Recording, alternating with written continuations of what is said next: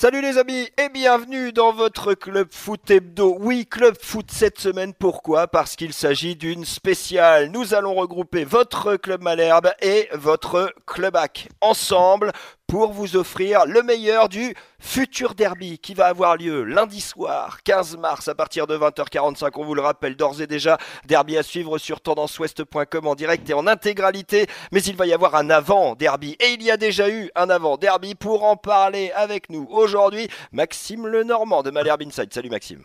Salut Sylvain, salut à tous. Salut à toi Gilles Duménil des activistes. Salut Sylvain, bonjour à tous les auditeurs. Et salut à toi Mathieu Billot du foot normand.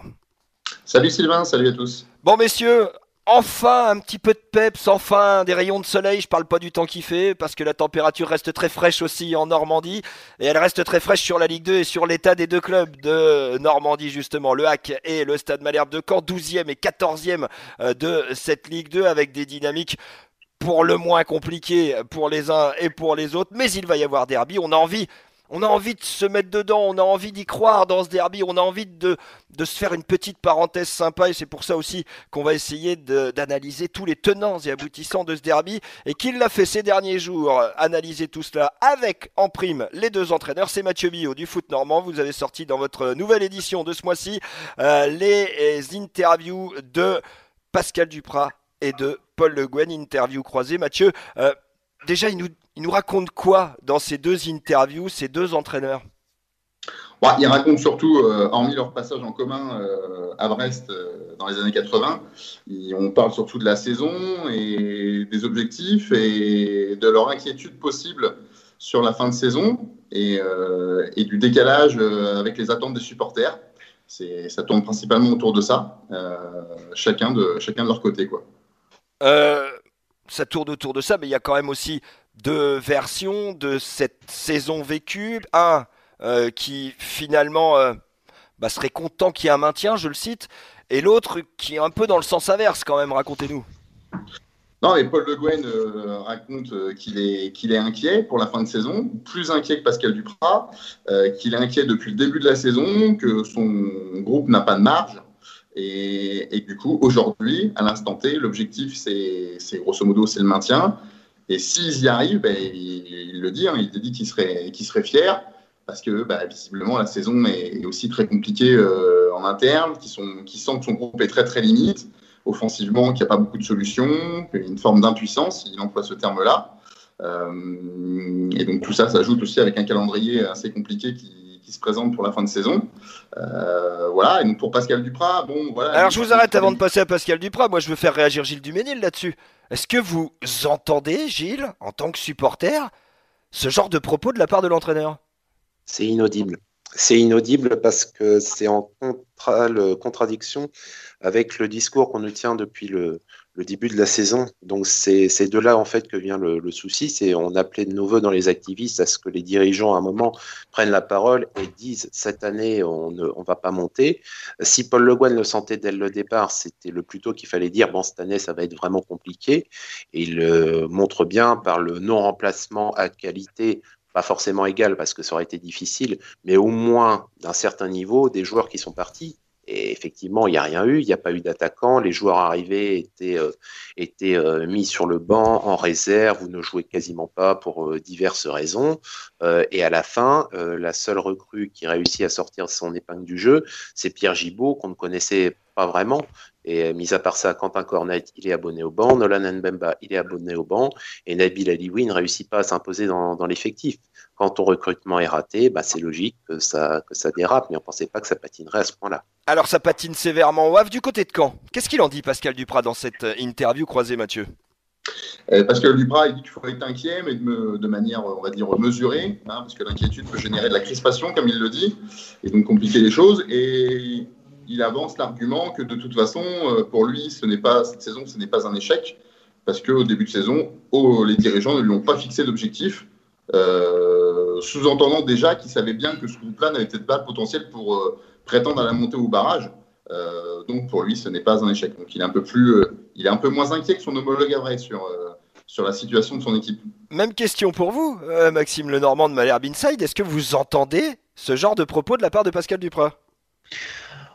Alors, il a raison sur le fait qu'aucun objectif ne lui a réellement été fixé pour cette année. Dans les interviews de Piqueux ou de Capton, on évoquait plutôt une montée sur 3 à 4 ans à un peu plus long terme.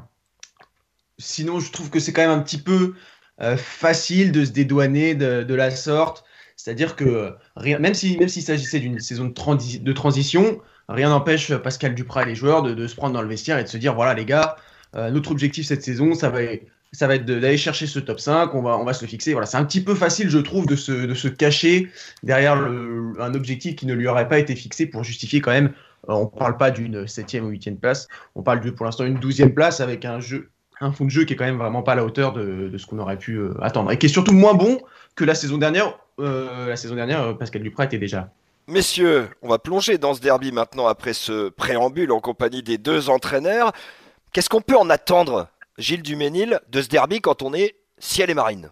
Pas plus que ça par rapport aux autres matchs. Moi, j'appelle ce derby le nulito, au fond du trou en ce moment, entre nous qui entamons des séries sans marquer. Hein. Un but dans le jeu sur les 12 derniers matchs depuis donc la reprise en 2021, et c'était un but de l'épaule de Jamal Thierry. Voilà, donc déjà, niveau offensivement, c'est pas terrible. Et face à un Malherbe qui lui aussi a de grosses difficultés en termes de résultats, on n'en attend pas plus que d'essayer de prendre 3 des 7 à 8 points qui nous manquent pour nous maintenir et de vite oublier cette saison bien décevante à beaucoup d'égards. Côté Malherbe, on en attend quoi, Maxime Lenormand de Malherbe Inside?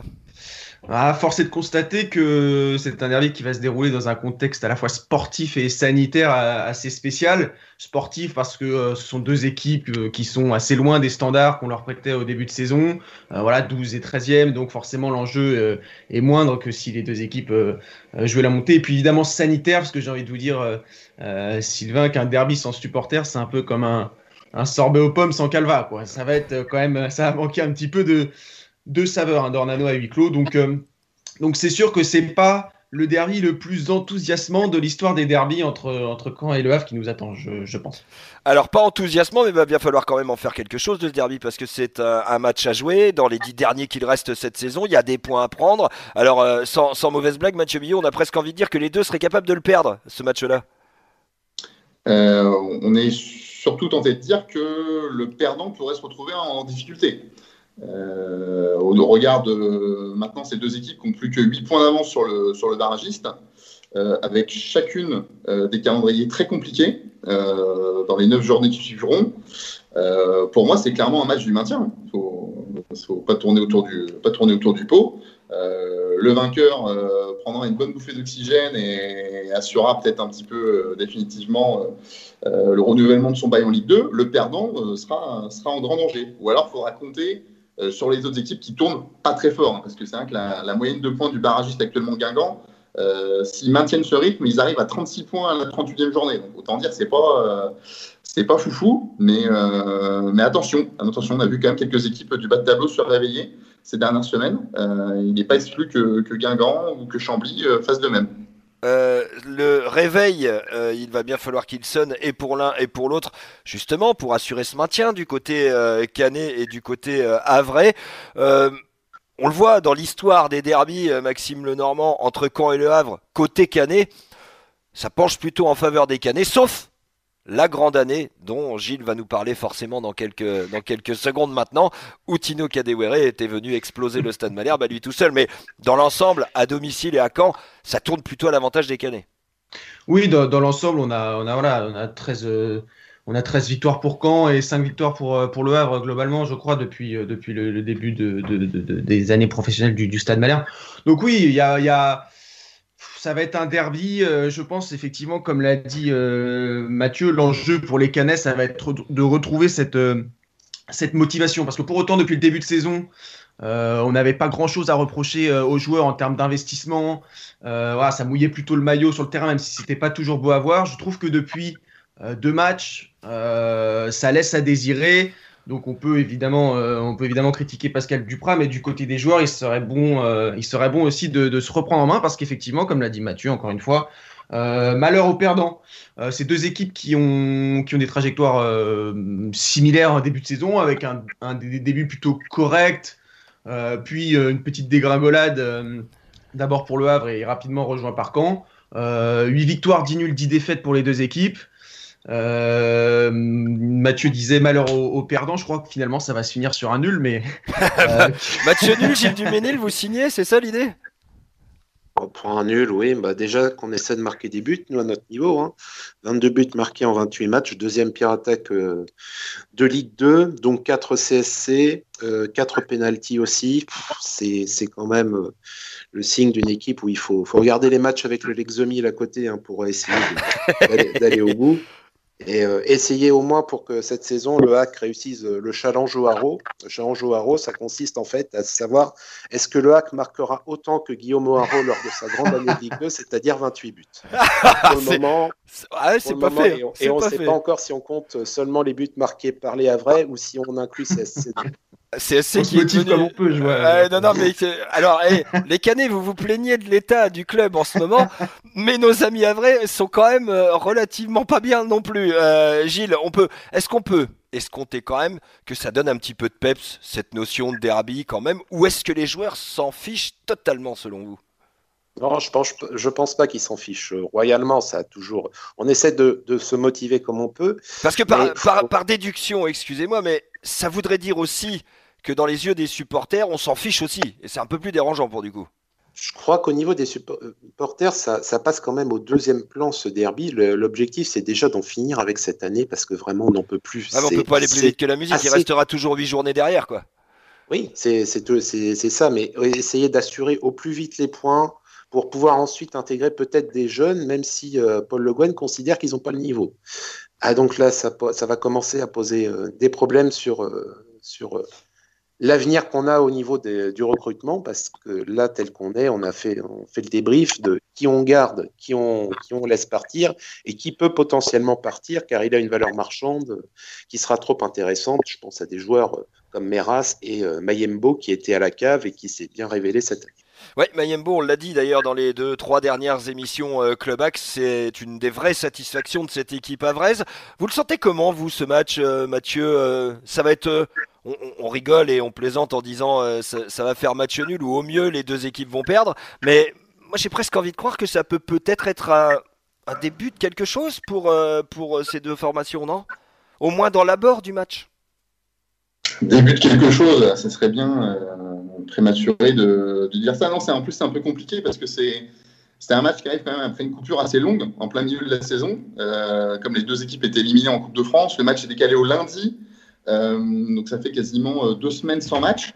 Donc on ne sait pas trop comment les deux équipes restent sur des défaites. On ne sait pas trop comment ils vont l'aborder. Il faudra voir aussi les forces en présence.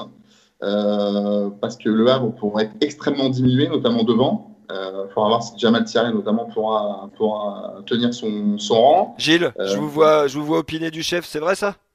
Est très incertain apparemment à cause d'une fracture de la main, et Khalid Boutaïb est déjà suspendu pour accumulation de cartons jaunes. Donc on pourrait avoir en attaque le revenant Hervé Basile. Contre son ancien club. Mathieu, poursuivez sur l'état des forces en présence. Ouais, alors à l'inverse, quand je crois que Hugo Van der Merch sera suspendu, mais peut-être on évoque le retour de Rémi Rioux qui a retrouvé les séances collectives en fin de semaine dernière, qui a participé à une oppo interne de vendredi.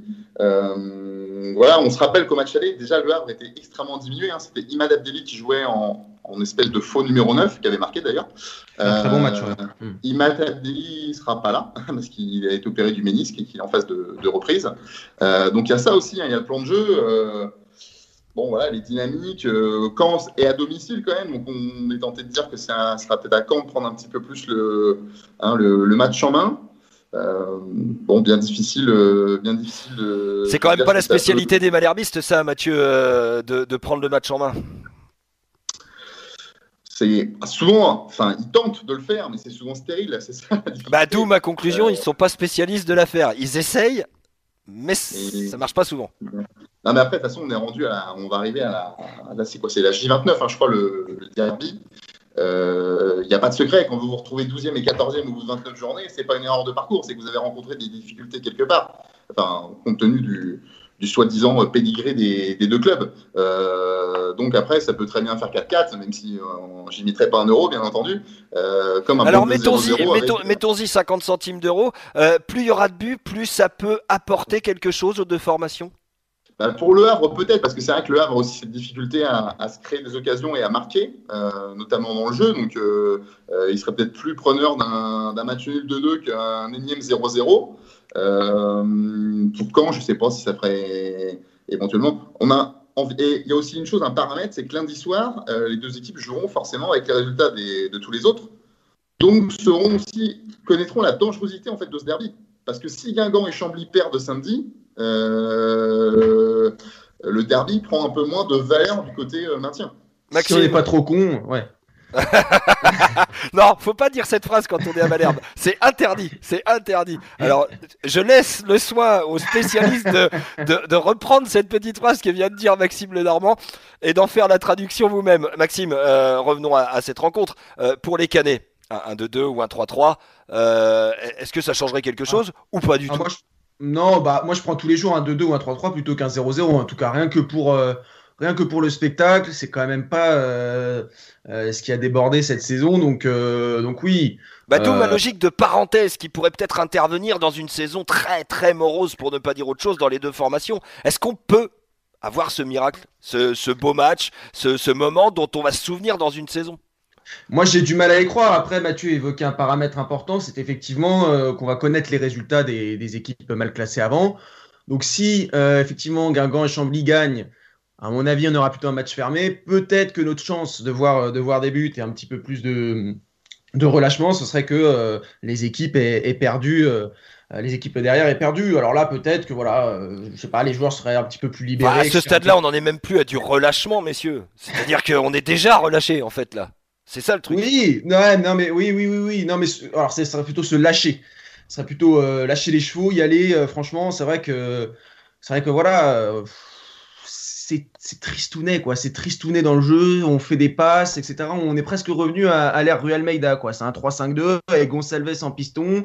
Ça fait tourner derrière, on a la possession, etc. Mais il n'y a pas d'occasion. On se fait chier, quoi. Désolé de le dire comme ça. Mais voilà. Oui, bien sûr. Que Gilles. Donc c'est dommage parce que bon, évidemment on savait que ce serait une année de transition, etc. Mais à ce point-là, non, c'est ça l'idée. C'est à ce point-là, non. À ce point-là, non. Et puis on a très très très très hâte que ça se termine, qu'on puisse vraiment voir ce que va donner ce projet la saison prochaine, quoi. Justement, on va y venir. Dernière partie de cette spéciale derby, on va se pencher sur l'état hors terrain de nos deux clubs normands. C'est l'occasion aussi, puisque on va considérer quand même qu'il faut rester optimiste, que les deux vont se maintenir en Ligue 2, même si la saison restera et pour l'un et pour l'autre extrêmement compliquée. On va commencer avec le HAC et avec vous, Gilles Duménil. Vous en faites quoi comme projection de ces 4-5 prochains mois au sein du HAC? Il va se passer quoi? Il doit se passer quoi? Il doit se passer ce qu'il aurait dû se passer depuis janvier de l'année dernière, c'est-à-dire préparer la saison suivante pour envisager quelque chose de mieux que ce qu'on a eu. Mais quand on voit le gâchis intégral qu'a été la succession, entre autres, de Tino Kadewere sur l'année 2020, j'ose espérer qu'il y a eu quelques changements de mentalité. Mais quand je vois que Pierre Ventier fait le même constat 2 ans après son arrivée, ici on est dans le confort. Ah oui, mais qu'est-ce que tu as fait, toi? C'était à toi de secouer le cocotier et que tout le monde se porte pas plus mal, qu'on dit pas clairement les choses, que les recrutements se font par agent. On était parti sur une année de potentielle montée, selon vous, Gilles? On n'a jamais dit qu'on n'était pas dans l'objectif de la montée et Vincent Volpe a toujours dit à son niveau que tous les ans, il visait la montée. À partir du moment qu'il ne dit pas autre chose, les supporters, ils restent dans cet objectif-là. Et vous vous sentez floué, vous vous sentez peut-être pas, on va pas aller jusqu'à trahi, mais pris pour des idiots parce qu'on va pas faire de coupe au montage, mais c'est uniquement, on aurait juste aimé que si on nous avait dit que cette année, ça va être dur, pas de problème. On est assez intelligent pour comprendre qu'il peut y avoir des les conséquences au Covid et qu'on anticipe le fait que ça va être encore plus dur cette année. Mais à partir du moment que ça n'a pas été dit, on ne peut pas reprocher aux supporters de réagir comme si ça avait été dit. Et effectivement, vous avez raison, et vous connaissez bien l'émission, Gilles. Il n'y aura pas de coupe au montage, effectivement.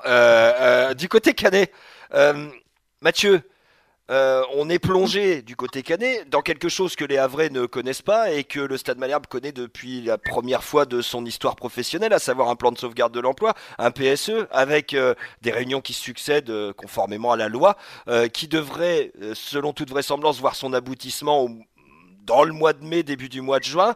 On en est où de tout ça, Mathieu?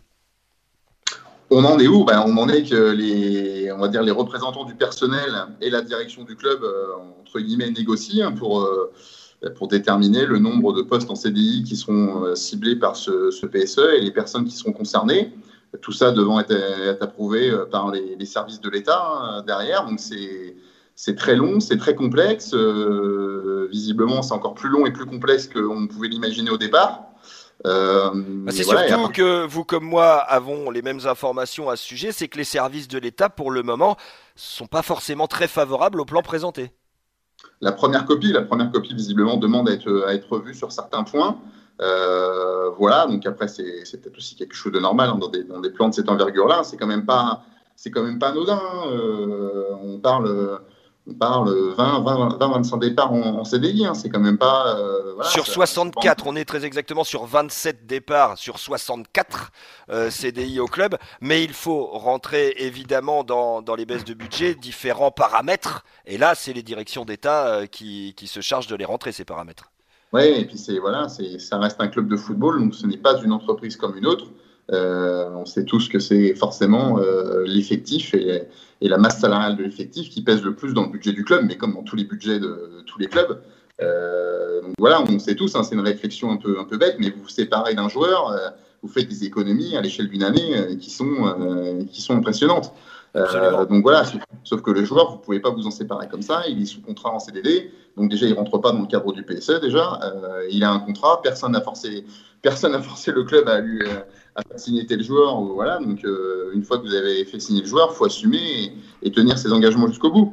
Donc là effectivement ça va tenir, je pense que ça va tenir oui, jusqu'à mi-mai, voire fin mai, et donc après il faudra voir en fonction des départs ce qui restera. Les services administratifs du club, c'est quand même une partie pour le grand public qui reste non visible, hein, entre guillemets, qu'il y ait 3 comptables ou une comptable. Voilà. Après, pour le quotidien du club, ça peut quand même avoir des conséquences. Non, mais absolument, de toute évidence. Et c'est encore plus pour le centre de formation qui a besoin énormément de forces vives et qui va s'en trouver forcément amputé. Voilà, bon, moi ce que j'ai cru comprendre, c'était notamment ce qu'on appelle la vie au centre, donc c'est toute la partie qui est non sportive, qui est principalement visée, surtout que c'était une partie qui était très développée au Stade Malherbe, qui était reconnue pour sa qualité. Bon là, visiblement, Malherbe n'a plus les moyens tout simplement de faire ça. On le rappelle, il faut être clair, hein, on est passé de 100 salariés en 2014 dans l'entreprise de Stade Malherbe de Caen à 152 en 2019, et un chiffre qui s'est maintenu dans ces eaux-là sur 2020. Il est évident que l'on parlait de Ligue 1 avec des budgets globaux aux alentours de 30 millions d'euros. Aujourd'hui, la Ligue 2, ce n'est plus du tout ça, et on en est même extrêmement loin, avec toutefois ces salaires à supporter. Donc, il est évident que oui, les services de l'État sont peut-être un peu durs, mais sont totalement dans leur rôle, parce qu'il y a une sauvegarde globale d'entreprise à faire. C'est surtout ça, messieurs. Non, mais c'est une étape importante. Après, vous avez une descente en Ligue 1, de Ligue 1 en Ligue 2, surtout quand vous avez passé un peu de temps en Ligue 1, comme c'est le cas pour le Stade Malherbe, et donc vous avez pris, entre guillemets, un train de vie de Ligue 1. Ça a des conséquences avec une dernière année qui, sur le plan sportif et économique, a été pas loin d'être catastrophique. Donc voilà, là, vous en payez encore le prix en ce moment. Et vous risquez peut-être d'en subir les conséquences encore pendant 1, 2, voire 3 ans. Hein. Justement, j'allais vous parler de ça, Maxime Lenormand. Il ne faut pas croire qu'au mois de juin, une fois le PSE terminé, tout va redevenir comme avant et tout sera rose au Stade Malherbe. Ah non, bien sûr que non. Ça va. C'est un projet sur le long terme. De toute façon, la première étape, alors moi je connais pas les détails de ce PSE, donc je vais pas trop m'immiscer là-dedans, mais c'est vrai que ça faisait partie des étapes, en tout cas annoncées comme nécessaires par la nouvelle direction. Et puis après, il y aura tout ce qui est volet sportif, parce qu'on a effectivement parlé des salariés invisibles, mais il y a aussi les salariés joueurs, pardon, avec des gros salaires. Je pense à Prince Onyangé, à Yacine Bamou, qui s'est blessé en plus, alors il avait quelques contacts à l'étranger, il s'est blessé, ça va pas Ouais, arranger enfin les entre choses. nous, Yacine Bamous, ça fait depuis qu'il est arrivé. À chaque mercato, il a des contacts à l'étranger et à chaque fois, il s'en va pas. Hein. Mais je pense que le club regrette peut-être un petit peu de ne pas l'avoir laissé filer, à mon avis, cet été. Alors, c'était peut-être un peu plus compliqué que ça, mais maintenant, ça va être en tout cas plus difficile de trouver de trouver Impossible. preneur. Impossible. Ouais. Il a un tendon d'Achille rompu. Il y a aucun joueur qui va le faire venir. Aucun joueur, aucun club, pardon. Qu'est-ce que je raconte? Donc voilà, ajouter à ça le nombre de retours de prêt. Alors, il y a quelques options d'achat par-ci par-là. Je ne sais pas exactement ce qui va se passer pour les joueurs, mais on a au moins 5, 6, voire 7 joueurs prêtés. J'ai plus le compte en tête. Donc ça fait, voilà, Mathieu, ça vous va. avez le compte précis. On a 31 joueurs sous contrat professionnel du côté du Stade Je crois Malherbe que cette c'est saison, c'est 6 ça? ou 7 joueurs prêtés. Non, mais c'est pas loin de 40 avec les prêtés. On avait Avec les prêtés, oui, avec avec les prêtés, oui, bien sûr. C'est pas loin de Et vous 40. ferez peut-être signer un ou deux premiers contrats pro aussi. Donc voilà. Donc après, vous avez 5 ou 6 joueurs en fin de contrat. Donc vous serez encore une fois sur une jauge très très haute d'effectifs. Vous Il va encore partirez, falloir, là, l'objectif c'était 28 joueurs, il va encore falloir dégraisser, un peu comme on peut. Alors effectivement, prêter les jeunes, c'est bien, mais bon, ils reviennent chaque année, donc il faut recommencer. Et puis, il faut essayer, mais c'est très, très, très, très compliqué de se séparer des plus gros salaires qui pèsent sur la masse salariale du club. Un petit regard du côté du nord de la Seine, justement, sur cette situation au Stade Malherbe. Du côté du HAC, Gilles Duménil, on n'a pas ce genre de problème, fort heureusement pour vous. Quel, comment on l'analyse? Avec déjà beaucoup de compassion pour ceux qui seront amenés à partir. Déjà, c'est un regard déjà d'être humain vis-à-vis de la situation difficile du personnel qui, lui, fait bien son travail et qui va se retrouver sur le carreau.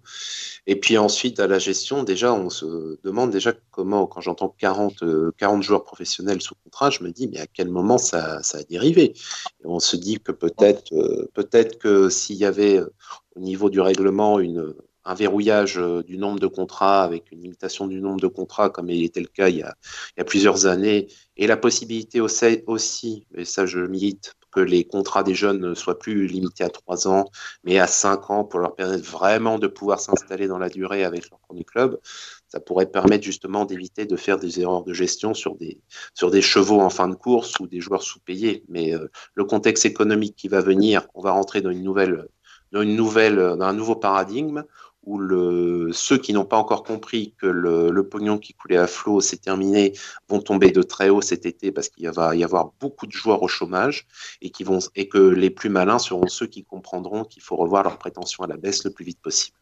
Une très belle conclusion pour cette émission. Maxime, vous avez intérêt de faire mieux. Allez, c'est parti. Non, je voulais juste rajouter, parce qu'on n'en a pas parlé, qu'il y avait, alors j'ai pas trop d'infos là-dessus, mais là, il y avait aussi une discussion pour la baisse des salaires des joueurs au Stade Malherbe. À voir comment ça peut Ça va peut pile influer. avec ce que vient de dire Gilles, de toute manière.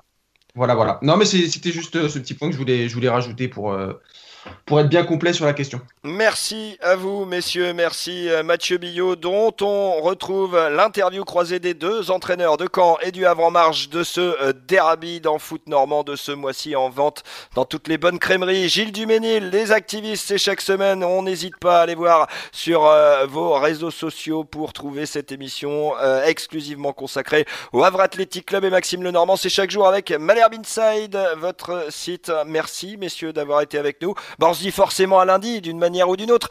N'hésitez pas, tendanceouest.com, match en direct et en intégralité retransmis. Allez, on va mettre haut les cœurs et on va y croire dans ce beau derby qui s'annonce entre le Stade Malherbe de Caen et le HAC. D'ici là, passez une très bonne semaine à l'écoute de Tendance Ouest et sur tendanceouest.com. Salut! Podcast by Tendance Ouest.